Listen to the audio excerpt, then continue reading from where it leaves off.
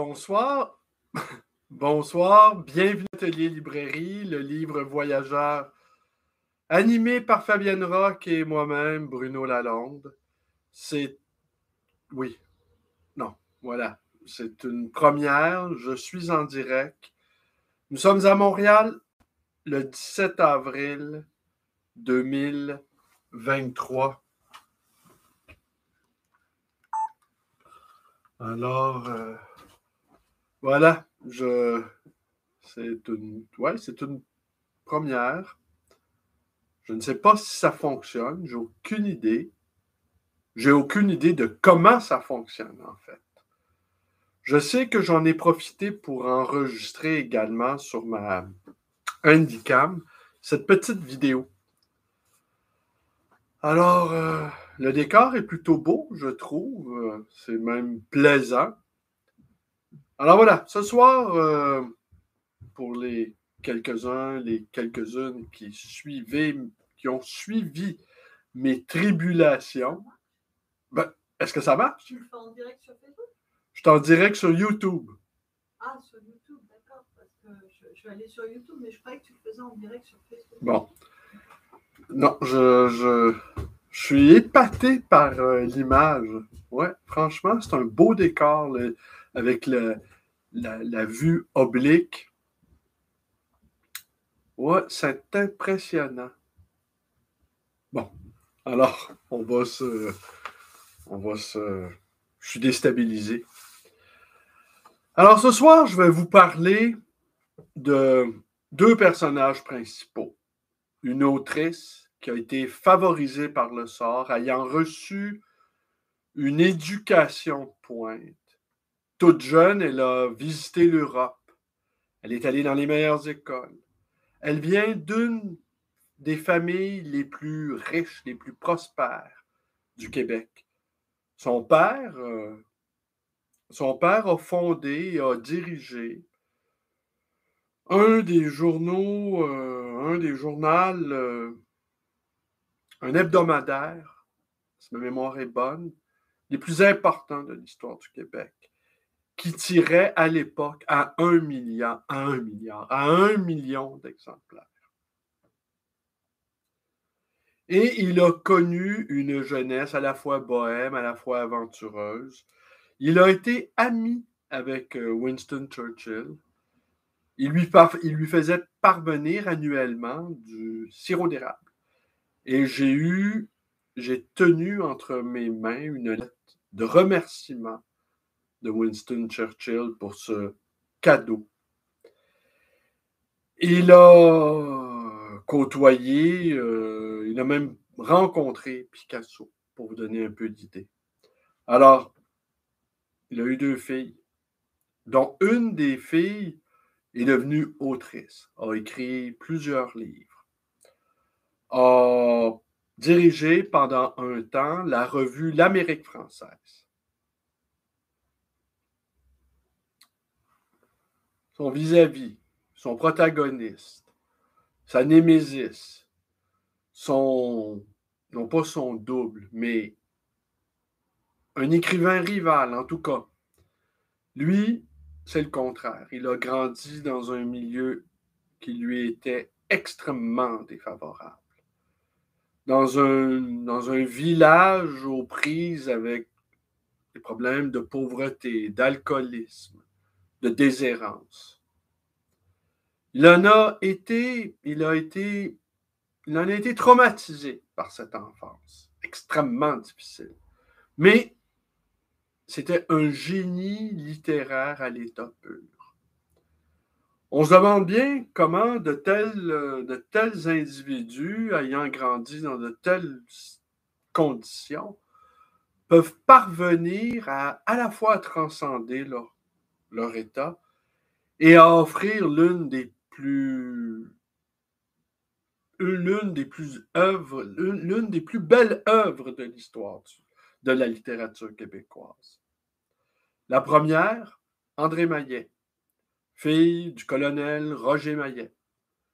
Le second, Régent Ducharme. Ayant grandi Saint-Ignace de Loyola. Voilà pour les deux auteurs. Le cadre, l'île Perrot. L'île Perrot, c'est une île au sud-ouest de l'île de Montréal qui a été concédée en 1672 par A. François-Marie Perrot, capitaine du régiment d'Auvergne et gouverneur de Montréal.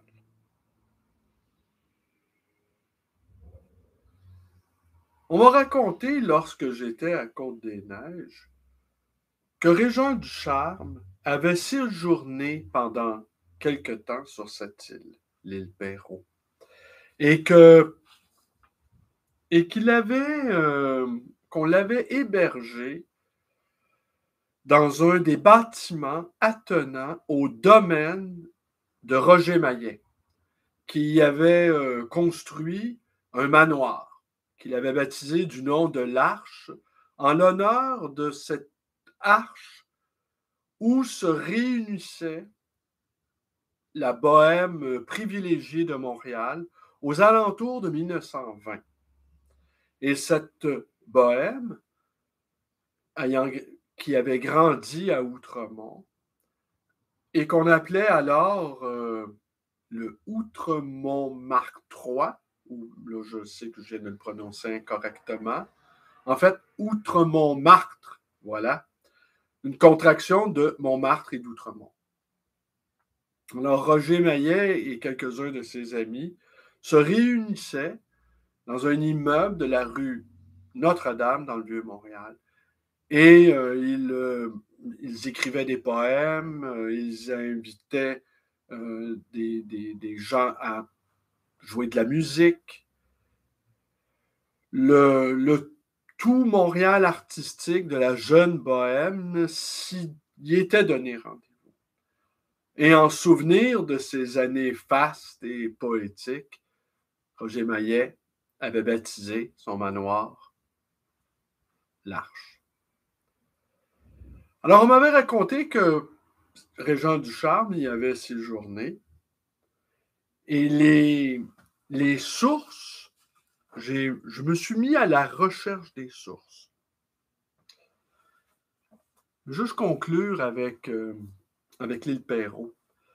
2 importantes monographies ont été consacrées à l'île Perrot. La première a paru en feuilleton dans l'hebdomadaire illustré L'Opinion publique, que je vais vous montrer. Opinion publique était une revue très, très, avec des textes provenant d'Europe pour la majorité de la composition. On y retrouvait également, cependant, quelques-uns des dessinateurs les plus importants de l'époque, des dessinateurs québécois, dont Henri Julien. Alors, je vais m'approcher pour vous la montrer. Alors, tenez. Ouais, je ne sais pas si on voit grand-chose. Bon. Et ça a fini par paraître dans un livre, et l'auteur, c'est l'abbé Thomas Napoléon Lemoine. Le deuxième livre qui a été consacré à l'île Perrot, c'est La grosse île à l'ouest, visage de l'île Perrot, et ça a été publié sous la direction de Michel Bellil, et c'est paru en 1996. Alors, je vais vous montrer. Et ce qu'on y trouve, entre autres, et je vais vous montrer la photo de Roger Maillet. Tenez. Voilà. Je m'approche.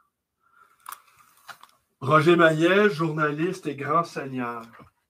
Mais ce qui a attiré mon attention, ce sont les auteurs de l'article. Les frères Arthur et Robert Prévost. Mais ce qu'il faut retenir ici, c'est le nom d'Arthur. Car Arthur Prévost a été le mentor et l'ami de Régent Ducharme. Il avait plus de 20 ans de différence d'âge entre les deux hommes, Prévost étant l'aîné. Je me demande si ce n'est pas davantage, mais bon, Prévost était l'aîné. Et en 2004, dans l'hebdomadaire ici, l'écrivain et essayiste et critique Robert Lévesque a fait paraître une photo de Régent Ducharme et Arthur Prévost à Cuba, photo prise au début des années 70. Alors oui, le lien entre Arthur Prévost et Régent Ducharme avait déjà été établi.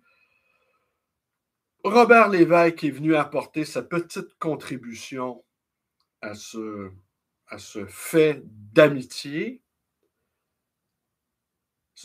Et vous constatez que les frères Prévost ont fait un article sur Roger Maillet, qui avait son domaine à l'île Perrot. Alors, on s'approche d'une probabilité croissante que Régent Ducharme, pendant un temps, il a établi ses pénates. Voulant poursuivre un peu plus mon investigation, je suis allé du côté de recherche que fait sur l'Internet et j'y ai trouvé un article, un collectif, en fait, de la revue, tiré de la revue Jeu, qui est une revue de théâtre, et plusieurs acteurs du monde du théâtre, écrivains, scénaristes, comédiens, ont fait ont livré témoignage suite au décès de Régent Ducharme en août 2017. L'un des articles a retenu mon attention, c'est celui de Dominique Lavigne, qui est le fils d'une des deux filles de Roger Maillet, Françoise Lavigne. Donc, le grand-père de Roger Maillet. Et le début de cet article de Louis-Dominique Lavigne, bel article d'ailleurs, ça commence comme ça, je vous lis les premières lignes. Le roi du chat noir, le roi de l'hiver de force, le roi des eaux gelées de la rivière des Outaouais, et là, c'est l'élément intéressant, le roi du restaurant, les quatre coins de l'île Perrot. Alors, on peut deviner, on peut subodorer, on peut imaginer que Louis-Dominique Lavigne savait avec certitude que Régent Ducharme avait passé un temps, en tout cas à proximité du domaine de son grand-père, et vraisemblablement peut-être la famille Lavigne a été en contact, la famille Lavigne-Maillet a été en contact avec Régent Ducharme. Alors c'est ici qu'apparaît un autre témoin de cette micro-histoire de l'histoire du Québec, c'est le libraire Henri Tranquille. Henri Tranquille, que j'ai côtoyé pendant un certain temps, avait pour habitude d'offrir une lettre circulaire à sa garde rapprochée, aux gens qu'il jugeait dignes d'être intéressés par les sujets que lui par les sujets que lui était intéressé. Et il m'avait donc envoyé cette lettre que j'avais lue avec intérêt et que j'ai retrouvée ces jours derniers, ayant entrepris un vaste ménage à la fois de la librairie et de ma bibliothèque personnelle, espérant enfin retrouver l'usage de mon bureau qui est encombré par une multitude de cartons de livres. En fait, ma bibliothèque est dans un tel fouillis que j'en suis venu à la conclusion que je n'avais plus de bibliothèque. Alors, j'ai retrouvé cette petite lettre cette petite lettre circulaire dont je vais vous lire les passages les plus pertinents qui va faire le lien avec le début où j'évoquais à la fois André Maillet, à la fois Régent Ducharme, mais je n'ai pas évoqué au fond l'idée que je voulais vous exprimer, c'est qu'on peut recevoir par la naissance des faveurs, des privilèges, des opportunités de développement supérieur, recevoir un capital culturel symbolique important, eût dit Pierre Bourdieu.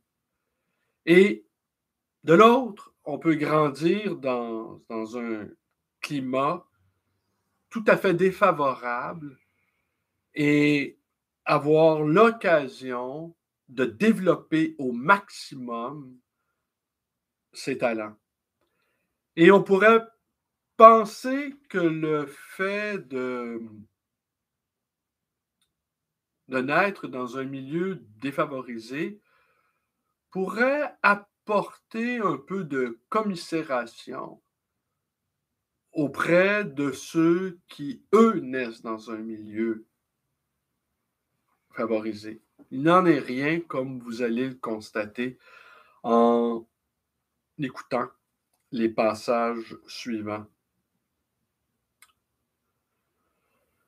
Un vendredi au printemps de 1967, Régent Ducharme me téléphona pour me commander Le chant de l'Iroquoise par André Maillet.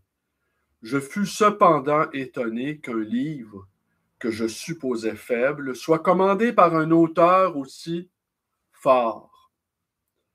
Ducharme ajouta qu'il viendrait le prendre le lendemain midi. J'en avais parlé à quelques clients choisis. N'ayant pas le livre, j'étais certain de le trouver dans une autre librairie et, en fait, après vérification, je l'envoyai acheter à la librairie des Hommes pour avoir la joie de le vendre à Ducharme.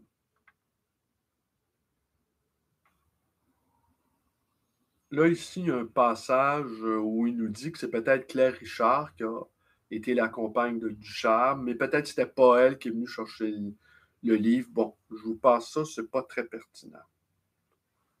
On arrive au point capital.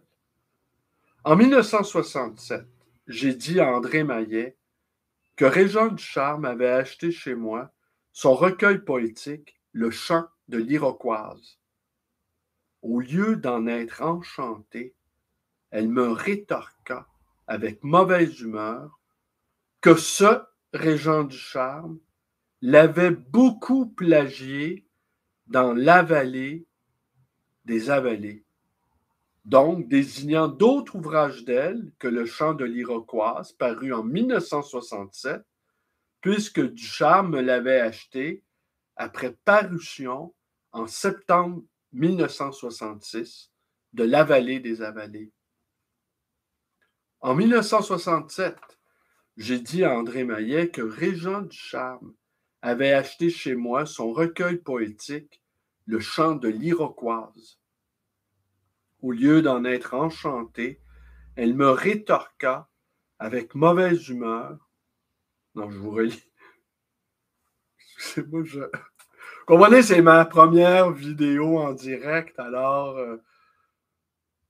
je ne jouissant pas d'un temps différé pour pouvoir assumer mes élucubrations.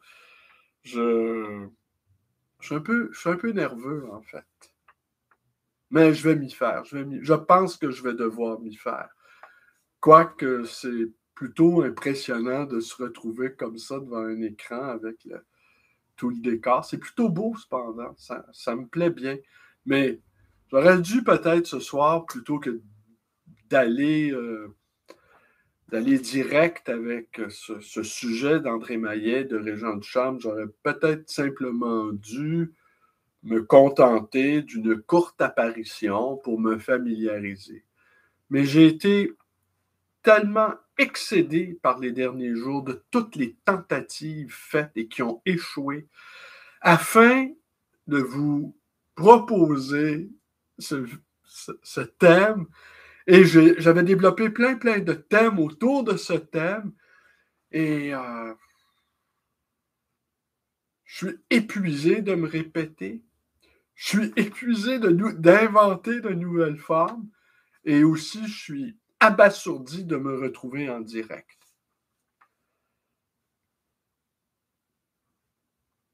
Alors, je vais reprendre le texte et non pas le répéter. André Mallet, selon moi, ne poussait pas égal en fabulant, avec ou sans preuve, que le très pétillant Régent Ducharme avait besoin de plagier, lui déjà si déroutant, qui que ce soit. Tout au plus pourrait-il imiter en caricaturant un texte ou un auteur par allusion plus ou moins admirative ou moqueuse. Alors,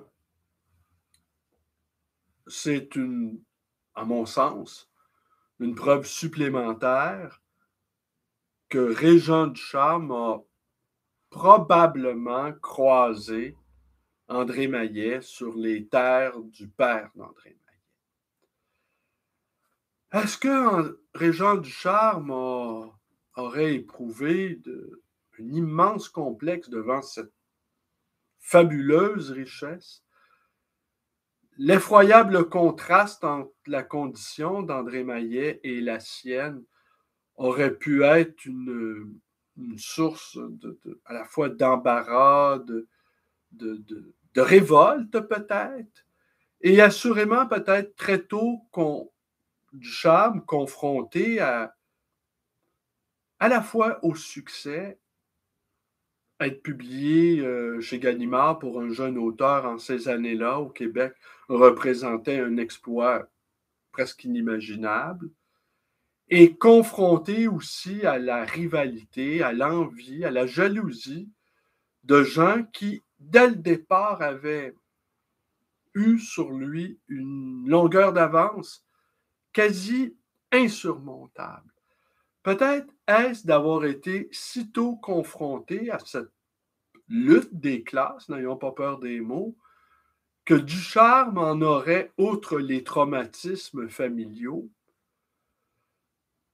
en aurait finalement éprouvé un désir exacerbé de réclusion, de mise à l'écart de la société, et qu'il se serait camponné non pas que dans le rôle du marginal, mais de celui dont le talent est tel qu'il est obligé d'une certaine manière, pour le vivre avec le plus de sérénité possible, de se retrouver dans la position de l'assiégé, du reclus, de celui qui, pour garder ses forces intactes de création, doit nécessairement se mettre à l'écart, à l'abri, à la fois d'une société qui ne comprendra pas sa motivation et à la fois également d'une bonne société qui le jugera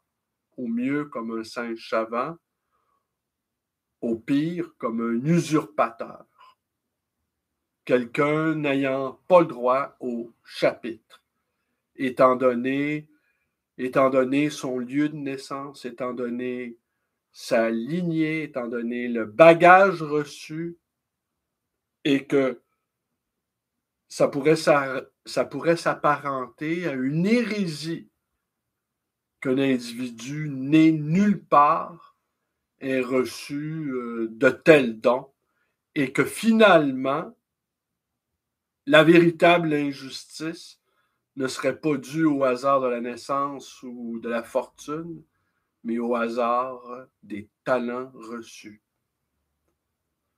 Alors, j'avais envie de partager avec vous cette petite note qu'Henri Tranquille, le libraire, m'avait envoyée en août 1994, envoyée à moi et à d'autres, ainsi qu'il le faisait dans ses envois circulaires. Mais à l'époque, je n'avais pas prêté attention à, à cette famille très importante de l'histoire du Québec. Et Roger Maillet lui-même avait épousé l'une des filles des fondateurs du grand magasin Dupuis Frères. Alors, oui, Roger Maillet avait épousé Corinne Dupuis, la fille de l'un des deux frères qui avait fondé. Et les magasins Dupuis, c'était le pendant canadien-français des magasins Eaton. Alors, qui eux. Et il y a eu une naissance de la bourgeoisie canadienne-française, nationaliste, conservatrice, dans le cas de Roger Maillet, qui était également proche, va sans dire, vu son rôle éditorial, du pouvoir politique et dont Maurice Duplessis, dont il aurait été l'une des imminences grises, semble-t-il. Alors, c'est tout pour ce soir. Je vous remercie d'être là. Je ne sais pas s'il y a des gens qui l'écoutent en ce moment, la vidéo. Je vois que de loin, c'est difficile puisque je suis loin. Peut-être 4 personnes qui l'écoutent. Mais assurément, il y a un archivage qui se fait automatiquement. Je vais m'assurer que cet archivage, dis-je, a bel et bien lieu. Eh bien, je vais vous revenir demain, je pense, encore pour du direct. L'embêtant avec le direct, je trouve, en tout cas, pour moi, pour l'instant, du moins, c'est que je ne veux pas m'astreindre à, non pas une discipline quotidienne, ça, j'y tiens, mais je ne voudrais pas m'astreindre à un horaire, vous voyez. Je ne voudrais pas vous dire tous les soirs à 21h, je vais me commettre dans une vidéo. Je voudrais me garder une certaine latitude. Alors, c'est possible que j'apparaisse comme ça. Je vais le faire quotidiennement, cependant. Mais je ne me vois pas à heure fixe. Je ne me vois pas non plus avec un générique. Je ne me vois pas faire semblant d'être un animateur professionnel. Voilà. Avec un public obligé, en tout cas pour mes amis, parce que, en fait, mon public, c'est mes amis. Et je ne me vois pas les obliger à me regarder à heure fixe. Voilà. Alors, en fait, à mes bons amis, j'aurais envie de dire, n'hésitez pas à aller du côté des archives, au fond. Voilà. Et moi, peut-être, je vais trouver le moyen de faire semblant pour ne pas être trop embarrassé par mes propres prestations, de ne pas me livrer en direct. Alors, c'est tout. C'était la première expérience. Nous sommes à Montréal, le 17 novembre 2023. À la recherche, Bruno Lalonde. Aux commentaires, Bruno Lalonde. Bref, Bruno Lalonde partout. Ce personnage assez amusant, somme toute. Alors, merci et à demain. En espérant que cette expérience vous aura quand même plu, les 4 auditeurs, auditrices peut-être. Merci et à demain.